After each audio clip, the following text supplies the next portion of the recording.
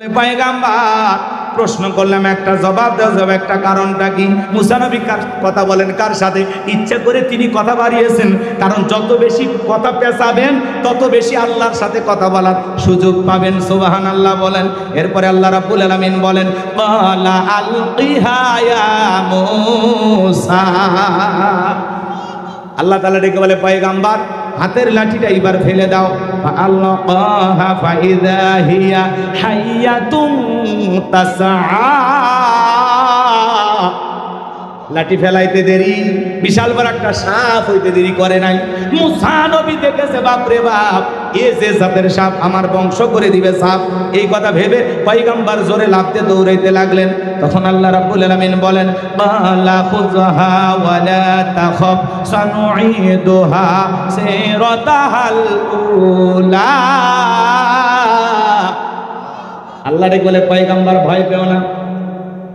এতক্ষণ একটু ঘটনাটা ওই অতীত থেকে টানে নিয়ে আসলাম। অনেকে ভাবতেছে, হুজুর কি গল্প করতেছে, এখন তাহলে কোরআন টু কোরআন শুনবেন না বাড়ি যাবেন? কয়েকটা মিনিট সময় দেন। ফেরাউন ক্ষমতার চেয়ারে বসে আছে, আপনি ঠিক থাকবেন? ওয়াক নামিয়ে শুবে তারপরে বাড়ি যাবেন। কি রাজি আছেন তো? ইনশাআল্লাহ। কারা কারা হাত তোলেন তো দেখি। লিল্লাহি তাকবীর। হাত নামান। সম্মানিত ভাইয়েরা আমার, দিল দিয়ে কথাগুলো বোঝার চেষ্টা করবেন। আল্লাহ ডেকে বলে, পয়গম্বর ভয় পাওয়ার কোনো কারণ নাই। আমি আল্লাহ লাঠিকে সাপ বানাইছি, আবার সাপের দিকে হাত বাড়াও, পূর্বের মতো লাঠি বানায় দিব। পয়গম্বর আস্তে আস্তে আস্তে আস্তে যখন ধরতে গেছে, খপ করে ধরা মাত্রই আবার সাপটাকে লাঠি বানাইলেন কে? আর একটু জোরে বলেন, কে?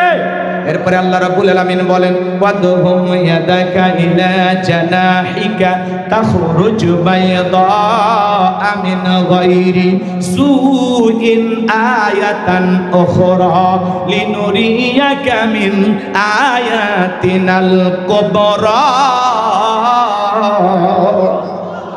আল্লাহ ডেকে বলে, পয়গম্বর তোমার ডান হাতটা বগলের নিচে ঢোকাও, ওখান থেকে বের করো। কোনো দোষ ছাড়া ধবধবে উজ্জ্বল সাদা চমৎকার ঝলমলে আলো প্রদর্শন করবে। এরপরে আল্লাহ বলেন, আমি যে কুদরতের দুইটা নিদর্শন দান করলাম, এইবার তোমার দায়িত্ব হলো ইযহাব ইলা ফিরআউনা ইন্নাহু তাগা। যাও ফিরআউনের নিকট চলে যাও, ফিরআউন সীমা লঙ্ঘন করেছে। যাও বলে, ফিরআউন রে, তোর বানানো আইন দিয়ে মিশর চলবে না, এখন থেকে মিশর পরিচালনা হবে আল্লাহর আইন দিয়ে। বলেন আল্লাহু আকবার। নবী মুসাকে আল্লাহ কয়টা মুজিজা দান করলেন? দুইটা। একটা লাঠি ফেলালে সাপ হয়, আর বগল নিচে হাত থেকে বের হলে ঝলমলে আলো প্রদর্শন করে। আল্লাহু আকবার বলেন। সূর্যের মতো চন্দ্রের মতো ঝলমলে আলো, সাদা আলো। সাদা আলো কি আলো? রাগ করতেছেন আপনারা? এইবার শোনেন বাজান গো আমার। আল্লাহ যেই বলেছে যাও মুসা ফিরআউনের নিকট চলে যাও, পয়গম্বর ডেকে বলে, আল্লাহ আপনি কি ভুলে গেছেন? আমি ফিরআউনের দরবারে মার্ডার কেসের আসামি, গেলে তো ফাঁসি দিয়ে মারবে। আমার আল্লাহ ডেকে বলে, পয়গম্বর আমি আল্লাহ যার সাথে আছি, কেউ কোনো জালেম, কোনো বেঈমান আগুনে পোড়াইয়াও মারতে পারবে না, পানিতে ডুবাইয়া মারতে পারবে না, ফাঁসির দড়িতে ঝুলাইয়াও মারতে পারবে না। কারণ আমি আল্লাহ যার সাথে আছি, আমি আল্লাহ তাকে রক্ষা করব। বলুন আল্লাহু আকবার। পয়গম্বর ডেকে বলে, আল্লাহ যাওয়াই লাগবে? বলে অবশ্যই যাওয়া লাগবে। নবী মুসা আবার খুব চালাক। কি বলেন? কথা কেন? চালাক পয়গম্বর, অত্যন্ত চালাক। আল্লাহকে এবার ডেকে বলছে, আল্লাহ যাওয়াই লাগবে? বলে হ্যাঁ অবশ্যই যাওয়া লাগবে, তোমার আমি নবুয়ত দান করছি। তখন বলতেছে আল্লাহ, তাহলে আমি আমার নামের অংশটা বলবো, আপনি আপনার নামের অংশটা বলবেন, ভাগ করেই যায়। তখন আল্লাহ তাআলা ডেকে বলছে, পয়গম্বর এটা সম্ভব না, তোমাকে দায়িত্ব দিয়েছি, তোমাকেই দাওয়াত দিতে হবে। পয়গম্বর বলতেছে, আল্লাহ আমার অন্তরে দুরু দুরু ভাব, একটু ভয় ভীতি কাজ করতেছে, একটু দোয়া করি আপনার কাছে। আল্লাহ বলে যাও, দোয়া করার অনুমতি দিলাম। পয়গম্বর এইবার দোয়া করতেছেন, ক্বালা রাব্বিশরাহ লি সাদরি ওয়া ইয়াসসির লি আমরি ওয়াহলুল উকদাতাম মিন লিসানি ইয়াফকাহু কওলি ওয়াজআল লি ওয়াজিরাম মিন আহলি হারুন আখি। দেখে বলেন, হে আমার রব, আমার বক্ষকে প্রশস্ত করে দাও, আমার কাজকে সহজ করে দাও, আমার জিহ্বার জড়তাকে দূর করে দাও। যাতে সহজে আমার কথা মানুষ বুঝতে পারে। আল্লাহ ডেকে বলে পয়গম্বর আমি আল্লাহ তাআলা তোমার দোয়া কবুল করলাম। পরিশেষে পয়গম্বর ডেকে বলে আল্লাহ আমার পরিবারের মধ্য থেকে আমার একজন ভাই আছে, নাম হলো কি হারুন। জোরে বলেন কি না? আমার ভাই হারুনকে আপনি নবুয়ত দান করেন। আল্লাহ ডেকে বলে পয়গম্বর আমি আল্লাহ তোমার দোয়ার বদলতে তোমার ভাই হারুনকেও নবী বানায় দিলাম। বলুন সুবহানাল্লাহ। এইবার আল্লাহ নবী মুসা আলাইহিস সালাম তার ভাই হারুন আলাইহিস সালামকে সঙ্গে নিয়ে ফিরাউনের দরবারে চলে গেলেন। সেই কথা আল্লাহ রাব্বুল আলামিন বলেন ওয়াকালা মুসা ইয়া ফিরআউনু ইন্নী রাসূলুম মির রাব্বিল আলামিন। আল্লাহ নবী মুসা আলাইহিস সালাম ডেকে বলেন ও ফিরাউন আমি বিশ্ব রবের পাঠানো একজন রাসূল, আল্লাহর ব্যাপারে সত্য ছাড়া মিথ্যা কিছু বলবো না, আমি আল্লাহর একজন প্রেরিত রাসূল। ও ফিরাউন বনি ইসরাঈলদেরকে দাসত্বের জিন্দেগি থেকে গোলামীর জীবন থেকে মুক্ত করে স্বাধীন করে আমার সঙ্গে যেতে দাও। ফিরাউন তখন বলে ক্বালা ইন কুনতা জিতা বিআয়াতিন ফাআতি বিহা ইন কুনতা মিনাস সাদিকিন।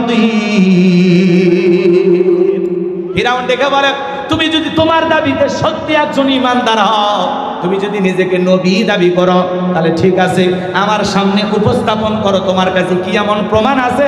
তুমি যদি তোমার দাবিতে সত্যবাদী হও, তুমি যে নবী বুঝবো কিভাবে, কি প্রমাণ আছে?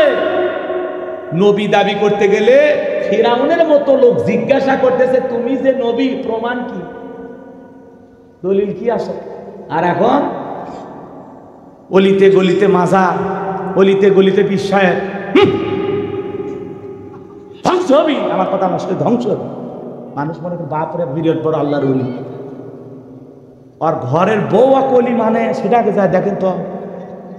আপনি জাতটার ওলি করতেছেন, পীর সাহেব মনে করতেছেন, বিরাট বড় কিছু মনে করতেছেন, অত সহজ না। ফিরাউনের মতো একজন কাফিরের কাছে নবী দাবি করতে গেলে প্রমাণ দেখতে চায়, আর বিসমিল্লাহ সই করে পড়তে পারে না, তারে পীর সাহেব মানেন আপনি? পেটত বম মারলে বিসমিল্লাহ বের হয় না, কথা কয় না। কথা লাল কালো কাপড় পরে আছে, মাথার চুলে জট, হাতে গাঞ্জার পট।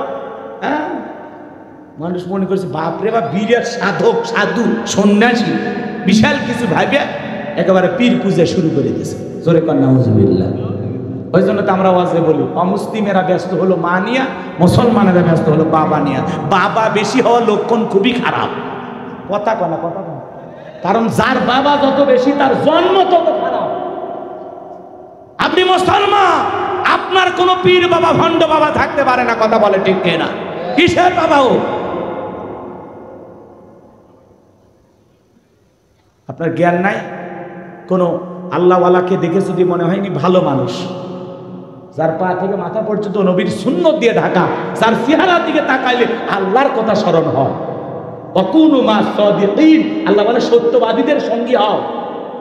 যার কাছে গেলে দিন শেখা যায়, আখিরাত শেখা যায়। যে পীর নিজের ইমামতিতে মুরিদদেরকে নিয়ে নামাজ আদায় করে ওইটা হলো পীর। আর এমন পীর বাইর হয়েছে টুকি তবলা বাজাচ্ছে, গাঁজা খাইতেছে, লাফালাফি করতেছে, নারী পুরুষ একত্রে জিকির করতেছে, আর দমে দমে বলতেছে পানির ভিতরে জ্বললে বাতি ঝড় বাতাসেও নেবে না, ল্যাংটা বাবার মুরিদ হইলে নামাজ রোজা লাগে না। যে পীর সাহেব বলবে নামাজ রোজা লাগে না, পীর না টাটকা শয়তান। ওয়াক মারে আর থোত না ফেটে ফেলতে হবে, কথা বল ঠিক কি না? ওই সিজদার মধ্যে একটা সিজদা দিবি, জান্নাত পার হয়ে জাহান্নামে চলে যাবে। আলিফ লাম মিম এগুলোর অর্থ কোনো আলেম জানে না, কিন্তু আমি পীর সাহেব জানি। ওয়াক নিয়ে যাবেন, নিয়ে যা অন্ধকার রুমে আচ্ছা তারা পিটাবেন, আর বলবেন গাইবি মার দিলাম, কারো কাছে বলবি না, বললে ধ্বংস হয়ে যাবে। এজন্য বাজান, এই আধুনিক যুগে এই ভণ্ডদের বিশ্বাস করার কোনো সুযোগ। পীর ছিল শাহজালাল, শাহপরাণ, শাহ মাকদুম, বাইজিদ গোস্তামি, আব্দুল কাদের জিলানী, বড় বড় আল্লাহওয়ালাদের কারণে এদেশে ইসলামের প্রচার প্রসার হয়েছে। এটা আমরা মানি, আল্লাহওয়ালা ভালো জিনিস। কিন্তু এখন অধিকাংশ ভণ্ড। এই যে ইসকনের বিরুদ্ধে একজন খতিব কথা বলার কারণে গাজীপুর থেকে সেই খতিবকে গুম করা হলো, তার হাত পায়ে শিকল পরানো হয়েছে। শুধু কি তাই, তাকে রাত ভর নির্যাতন করা হয়েছে। আমরা বলতে চাই, ইসকন যদি গৌর গোবিন্দের ভূমিকা পালন করে, একজন আলেমকে হত্যা করতে চাই, গুম করতে চাই, আঘাত করতে চাই, ও বাংলার মুসলমান, আমরাও শাহজালালের ভূমিকা পালন করে ওই সমস্ত ইসকন বেঈমান নাস্তিকদের দাঁত ভাঙা জবাব দেওয়ার জন্য কারা কারা প্রস্তুত, হাত তুলে দেখা। লিল্লাহি তাকবীর। আমার ভাইয়েরা, আলেমকে গুম করবে, ইমামকে ধরে নিয়ে যাবে উগ্রপন্থী হিন্দুরা, এটা মেনে নেওয়া যায় না। কথা বলেন ঠিক কিনা? এরা এদেশে ইসলামওয়ালাদেরকে ভালো থাকতে দিবে না, নানামুখী ষড়যন্ত্র চলতেছে, একটু সচেতন থাকবেন। পারবো তো ইনশাআল্লাহ, পারবো তো ইনশাআল্লাহ। সম্মানিত ভাইয়েরা আমার, রাত্রি অনেক গভীর হয়ে যাবে বাজান, ভণ্ড বিদ্যে নিয়ে আমি অনেক কাজ করেছি। আমার শুধু বিনয়ের শুধু একটাই অনুরোধ, কোনো ভণ্ডদের কাছে আমরা যাব ইনশাআল্লাহ। সম্মানিত ভাইয়েরা আমার, আমি যে কথা বলতে চাচ্ছিলাম বাজান গো আমার, এইবার আল্লাহর পয়গম্বর মুসা আলাইহিস সালাম, তার কাছে দুইটা মজেজা আছে। কয়টা মজেজা? লাঠি ফেলাইয়া দিলেন, সাপ হয়ে গেল, বিশাল বড় একটা সাপ। এইবার বগলে নিচে থেকে হাত বের করলেন, ধবধবে উজ্জ্বল সাদা চমৎকার আলো দেখালো। এই দৃশ্যগুলো দেখার পরে ফিরাউনের সমস্ত এমপি মন্ত্রী ডেকে বলে, ক্বালাল মালাউ মিন কওমি ফিরআউনা ইন্না হাযা লাসাহিরুন আলীম। ফিরাউনের এমপি মন্ত্রী যারা ছিল, ফিরাউনের পরিষদের লোকেরা ডেকে বলে, শোনো, এই ছেলে যে খেলা দেখাইলো, ইন্না হাযা লাসাহিরুন আলীম, এই ছেলেটা হলো মস্ত বড় জাদুকর, একটা দক্ষ জাদুকর, পাকাপোক্ত জাদুকর। নবী দেখায় মজেজা, আর ওরা বলে জাদু। কারণ ওই দেশে জাদুর ব্যাপক প্রসার ছিল, জাদুর প্রচলন ছিল। এই জন্য নবীর মজেজাকেও তাদের কাছে জাদুর মতোই মনে হলো। দিল দিয়া কথাগুলো বোঝার চেষ্টা করবেন। এইবার ফেরাউন সবাইকে ডেকে বলে, শোনো, ও যেহেতু জাদুর খেলা দেখাইছে, ও আমাদেরকে হুমকি দেখায়া, ভয় ভীতি দেখায়া, ক্ষমতার চেয়ার থেকে আমাদের নামাইয়া ক্ষমতার চেয়ার দখল করতে চায়, দেশ থেকে বিতাড়িত করতে চায়। তোমরাই বলো এই ছেলের বিরুদ্ধে এখন কি করা যায়? এমপি মন্ত্রী ডেকে বলে, নেতা থামেন, চুপ করে থাকেন। ও দেখাচ্ছে জাদু, আমার দেশে কি জাদুকররা অভাব আছে? জাদুর মোকাবেলা জাদুকর দিয়ে করা হবে। আপাতত মুসা এবং তার ভাইকে ছেড়ে দেন। মুসা এবং হারুন আলাইহিস সালামকে ছেড়ে দেওয়া হলো। এইবার তারা কি করলো? ইয়াতু বিকুল্লি সাহিরিন আলিম, শহর বন্দর থেকে দক্ষ দক্ষ জাদুকর ফিরাউনের দরবারে উপস্থিত করা হলো। সমস্ত জাদুকররা ফিরাউনের নিকট উপস্থিত হওয়ার পরে সমস্ত জাদুকররা ডেকে বলে, নেতা, আপনার শত্রু মুসাকে যদি পরাজিত করতে পারি, আপনি আমাদেরকে কি দেবেন? আমাদের বেনিফিটটা কি, লাভটা কি, পুরস্কারটা কি, একটু জানার দরকার আছে না নাই? কথা বোঝেন নাই? বলতেছে, আমরা যদি আপনার শত্রু মুসাকে পরাজিত করি, আমাদের লাভটা কি, আপনি আমাদেরকে কি দেবেন, আমাদের উপহারটা কি থাকছে? ফেরাউন তখন ঘোষণা কি করেছিল জানেন? আল্লাহ সেই কথা বলেন, বালা নাআম ওয়া ইন্নাকুম লামিনাল মুকাররাবিন। ফেরাউন ঘোষণা করে বলেছিল, তোমরা হবে আমার নিকটতম ব্যক্তি, এই দরবার হবে তোমাদের বসবাসের জায়গা, তোমরা সবাই আমার কাছের লোক। নেতা যদি বলে তুমি আমার কাছে লোক, আর কিছু লাগে? নেতার কথায় রাতকে দিন করা যায়, নিরপরাধ আলেমদেরকে ধরে খরচ পায়া দেওয়া যায়, নিরপরাধ মানুষদেরকে ধরে জেলখানায় বন্দি করা যায়, কারণ ওর পিছনে আছে কে? নেতা। নেতার কথা শুনে তুই যত অন্যায় অপকর্ম হয়, কথা বোঝেন না? এত বড় ফিরাউন কি বলতেছে? খালি মুসাকে পরাজিত করো, আজ থেকে তোমরা এই দরবারে থাকবা। যারা রাস্তাঘাটে জাদুর খেলা দেখায়, এরা যদি একসাথে বাদশার দরবারে ঢোকে, লাগে কি আর সাথে বড় অফার আছে? খুশি হয়ে গেছে জাদুকররা, দরবারে জায়গা বৃদ্ধি করেন, বাড়িঘর আবার নতুন করে বানান। এইবার একটা সেমিফাইনাল খেলা, এরপরে ফাইনাল। যুবক, ফাইনাল খেলা খেলে দাও, নাকি বলেন? যুবকেরা খুব খুশি কয়, হুজুর খুব খুশি আমরা। কি জন্য খুশি নিজেরাও জানি না, নাকি? এদিকে আমার দিকে তাকা। আমার ভাইয়েরা মন খারাপ করবেন না। যে কথা বলতে চাচ্ছিলাম, এইবার হাজার হাজার মানুষ চতুর্দিক দিয়ে অবস্থান নিয়েছে জাদুর খেলা দেখার জন্য। ফিরাউনের দরবারে জাদুর খেলা হবে বাজান গো আমার। এইবার মুসা এবং হারুন আলাইহিস সালামকে উপস্থিত করা হয়েছে। সমস্ত জাদুকররা প্রস্তুতি গ্রহণ করে রেখে বলে, ও নবী মুসা, জাদুর তন্ত্র মন্ত্র বান আগে কে নিক্ষেপ করবে? আমরাই জাদু নিক্ষেপ করব নাকি তোমরা আগে নিক্ষেপ করবা? মুসা আলাইহিস সালাম ডেকে বলে, ওস্তাদের মাস শেষ রাতে, আগে তোমরাই জাদুর বান নিক্ষেপ করো। এইবার সমস্ত জাদুকররা জাদুর তন্ত্র মন্ত্র নিক্ষেপ করতে লাগলো। কেউ বাঘ বানায়, কেউ ভাল্লুক বানায়, কেউ রশি বানায়, কেউ আগুন বানায়, এমনকি মানুষের চোখে মুখে পর্যন্ত তারা জাদুর বান নিক্ষেপ করতে লাগলো। জাদুর বান নিক্ষেপ করতে করতে ওদের সমস্ত চালান পাতি শেষ। আর যে জাদু খেলা দেখাবি আর একটাও জানে না, সব কৌশল শেষ। এইবার বলতেছে মুসা, আর তো চালানে মাল নাই, তুমি তোমার খেলা দেখাও। আল্লাহ রাব্বুল আলামিন সেই কথা জানিয়ে দিলেন, ওয়া আওহাইনা ইলা মুসা আন আলকি আসাকা ফাইদা হিয়া তালকাফু মা ইয়াফিকুন। আল্লাহ তাআলা ওহীর মাধ্যমে জানায় দিলেন, ও নবী মুসা, তোমার হাতের লাঠিটা শুধুমাত্র ছেড়ে দাও। পয়গম্বর আল্লাহর আদেশ পায় লাঠিটা ছেড়ে দিলেন, হয়ে গেল বিশাল বড় সাপ। এত বড় সাপ, ওই জামানার কোনো মানুষ এত বড় সাপ কখনো দেখে নাই। যেই সাপের ঠোঁটটা নিচুতে, অপরের ঠোঁটটা 80 ফিট উঁচুতে, এক নিঃশ্বাসে সমস্ত জাদুর বানগুলো খাওয়ার পরে ডেকে বলে, ফিরাউন রে, আরো কি জাদু আছে? এই দৃশ্য দেখার পরে ফিরাউনের পেছনে রাস্তা দিয়ে গরম হাওয়া বের হয়ে গেছে। আর সমস্ত জাদুকররা বুঝতে পেরেছে নবী মুসা যেইটা দেখাইলো এটা জাদু না, এটা জাদুর দাদু। মার হাওয়া কর। ডাক্তার ডাক্তার চেনে, অ্যাডভোকেট সাহেব আর একটা অ্যাডভোকেটকে চেনে, নেতা নেতা চেনে, বক্তা বক্তা চেনে, হুজুর হুজুর চেনে, শিক্ষক শিক্ষক চেনে, স্বর্ণকার স্বর্ণকারকে চেনে, ব্যবসায়ী ব্যবসায়ীকে চেনে, যাই যে কাজের কাজী। একজন আর একজনকে দেখে বলে, ও আমি ওজা, তুমি ওটা।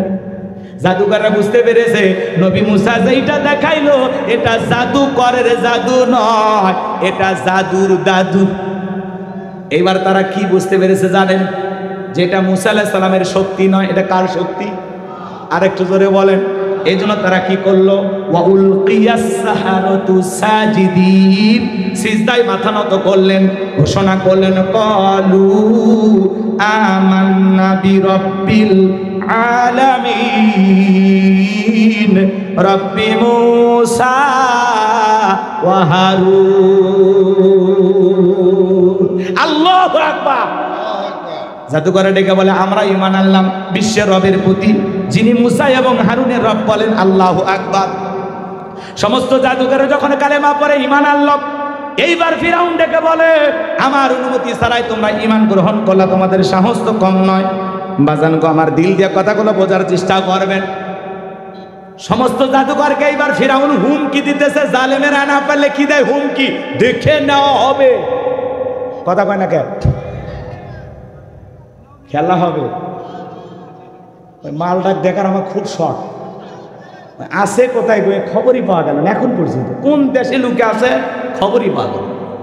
শরীর চলে না, খালি সব সময় ফাইজদামি করতো আমাদের সাথে। হ্যাঁ, কি বলেন? বলবো, রাগ করবেন না তো? শরীরই চলে না, বলতো না খেলা হবে।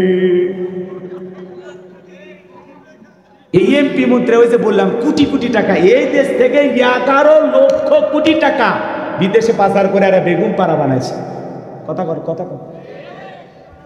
এখন আবার ওইটা তো প্রথম রিপোর্ট আমরা শুনছি।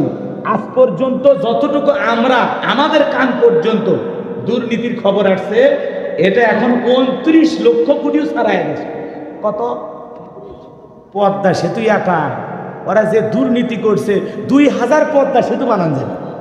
আপনি খালি মেট্রোরেল পদ্মা সেতু দেখে করছেন, এ হুজুর সেই উন্নয়ন হচ্ছে। হুজুর এরা কৃষক গেল, পালায় কারা? চোর ডাকাতেরা পালায়, কারা? খারাপ মানুষেরা, ভালো লোকেরা পালায়। হ্যাঁ, এমপি মন্ত্রী কেউ আছে? সব কুটি গেছে, পালিয়ে গেছে। কথা বলেন, বলবো বলবো। মন্ত্রীরা সব কোথায় গেল? এমপিরা সব কোথায় গেল? কোথায় কাদের কাকা? ওদের সারা দেশটা এখন লাগে ফাঁকা ফাঁকা। পালাবো না, পালাবো না, পালাবো না, যায় না তাদের দেখা। ওদের সারা দেশটা এখন লাগে ফাঁকা ফাঁকা। আইনে মন্ত্রী আটকে গেল আইনেরই ফাঁকে, দাড়ি সারা দরবেশটারে ভণ্ড ভণ্ড লাগে। কথা কয়, দাড়ি কেটে নৌকে চড়ে পালাছে, ওরা জীবন দিছে তাও নৌকে সারে দিই। কথা কন, কথা কন। দাড়ি সারা দরবেশটারে ভণ্ড ভণ্ড লাগে। পলকের ঝলক গেল, পলকের ঝলক গেল, থামিয়ে নেটের চাকা, ওদের সারা দেশটা এখন লাগে ফাঁকা ফাঁকা। কোথায় গেল সংসদেতে মমতাজের গান, কোথায় গেল হযরত বলা স্বামী মুসলমান। 70 রাকাত তাহাজ্জুদ পড়তো, বিরাট বড় আল্লাহর ওলি ছিল। 5 আগস্টে ভাগ্যে কি আছে আল্লাহর ওলির কাছে খবর ছিল না। কথা কন, কথা কন। এই দেশে এরকম পাম্পট্টি দেওয়া কিছু নেতা আছে। হযরত হাসিনা কইছে, কিছু কিছু ভাইয়েরা ওটি আবেগে বের হয়েছে, জিয়াউর রহমানের নাম নিলে জান্নাত। এরা হলো তেলবাস। কথা কন, এরা এরা বিএনপি ডুবানোর জন্য আসছে। এত তেল তো দেওয়া লাগবে না। জিয়াউর রহমানের নাম নিতে মানুষ কি বলে, শহীদ প্রেসিডেন্ট জিয়াউর রহমান। ওরে বগুড়ার পোলা, তোর প্রশংসা করা লাগবি না, খবরদার ভালো হয়ে যা তোরা। আলতু ফালতু নেতা কোথা থেকে আসে? এই যে ভাই আমার বলল সৌদি আরবে উনি নিমের গাছ লাগাইছে, কি কথা সত্য না মিথ্যা? উনি মাত্র কিছু গাছ লাগাইছে, এই গাছের ওসিলা করে ওই মরুভূমিতে এখন হাজার হাজার গাছ শুরু করছে কে? জিয়াউর রহমান। কথা বলে তো উনি ভালো কিছু করছে তো দেশের জন্য। এই জন্য মানুষ বলে না, সেরা গেঞ্জি পরে খাল কাটিছে, ভাঙ্গা সুটকে নিয়ে ঘুরছে। এদেশের মানুষ কথা বলার স্বাধীনতা দিয়ে গণতন্ত্র প্রতিষ্ঠিত করছে। কথা বলে না কেন? ওনার জন্য তোয়া থাকবে। আপনারা কারা যে বলেন জিয়াউর রহমান নাম নিলে উজু করা লাগবে? বলেন ভাই, এরা কি আসলে তাকে ভালোবেসে এগুলো বলতেছে? এই জন্য ওই সমস্ত নেতাদেরকে আমরা বলবো ভালো হয়ে যায়, প্রশংসা করলে প্রশংসার মতো করেন। ওনার হাজারো ভালো কাজ আছে, সেগুলো নিয়ে বলেন যে উনি এই কাজগুলো করেছিলেন, আমরাও আগামীতে এই কাজ করতে চাই। আপনি আসে ওটা বক্তব্যের আগা নেয় গোড়া নেয়, এখন থেকে নাম নিলে উজু করা যাবে। এ কথা কন নাকি আপনারা? কে ভাই এগুলো কি বলা ঠিক? কোনো মতেই ঠিক না। যার নামে বলতেছে ওনারা জীবিত থাকলেও বলতেছে না, এগুলো ফালতু বক্তব্য। কথা কন নাকি আপনারা? কারণ যে যত তেল মারে পাম দেয় তার লক্ষণ খারাপ, কারণ অতি ভক্তি চোরের লক্ষণ। কথা বোঝা যায়? অত বেশি ভক্তি দেখান লাগবে না, চুপচাপ থাকো তোমরা। সময় আসবে মানুষ মানুষের কাজ করবে। কথা কয় না, কথা কয় না। তুমি তোমার দায়িত্ব পালন করো। বঙ্গবন্ধুকে অনেকে একেবারে জাতির পিতে বেঁধে দিছে। কি হলো ভাই? ভাস্কর্য বানাইছে 4.5 কোটি টাকাতে, কি হয়েছে? মানুষ ওই মাথার উপর চড়ে পেশাব করছে, এতে তার সম্মান বাড়ছে? ওই টাকাগুলো দিয়ে যদি মসজিদ মাদ্রাসা বানাইতো, দুঃখী মানুষকে খাইতে দিত, তাহলে কবরে শুয়ে থেকে ওনার বাপ সব পাইত। আর না বানে ভাস্কর্য মনে মনে। আল্লাহ হেদায়েত দান করুন, জোরে বলেন আমিন। আর পবিত্র জায়গা সংসদ, যেখানে মানুষের দুঃখ দুর্দশার কথা, দেশের উন্নয়নের কথা, এদেশের মানুষের কষ্টের কথা তুলে ধরা লাগবে, সেই সংসদে যা মমতাজ গান গাইত। শাহজালালের পূর্ণভূমিতে মুসলমানের কোটি কোটি টাকার ট্যাক্স, মানে ট্যাক্সের টাকা দিয়ে যে সংসদ চলে, আর সেই সংসদে গান হয় হাসিনার নামে। এ কথা কন নাকি আপনারা? এর মমতাজ কই? কট খায় ভিতরে, নতুন গালে আর রিলিজ হচ্ছে না, জেলখানা থেকে বের হয়ে আসবে।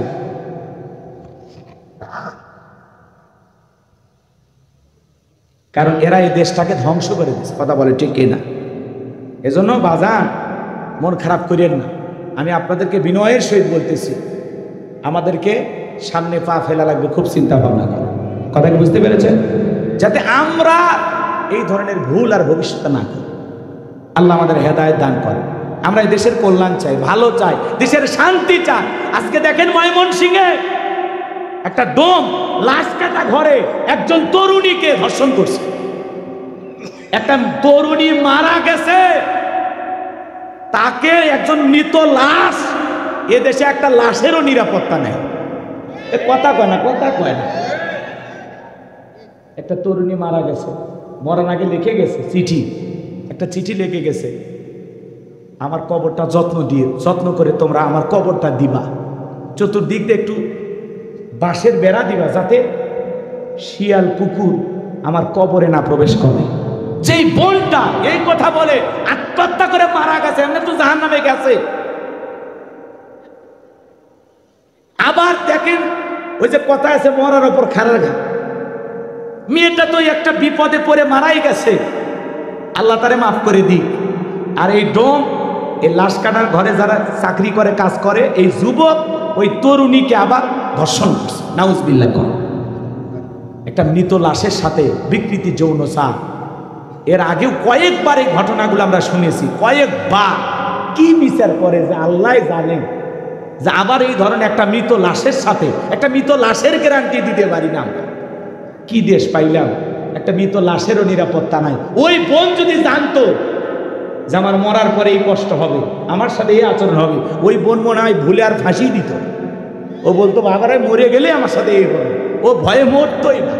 কথা কোন ঠিক কি না? তাহলে আমরা বলতে চাই, যেই কুলাঙ্গার, যেই বেয়াদব, যেই নর্তমার কীট এই জঘন্য কাজ করেছে, আমরা অল্প দিনের মধ্যে তার ফাঁসি দেখতে চাই। অপরাধ প্রমাণিত হয়েছে, জেলখানা তো ভাবতে পারলে লাভ আছে, ফাঁসি দেন। কথা কয় না কেন?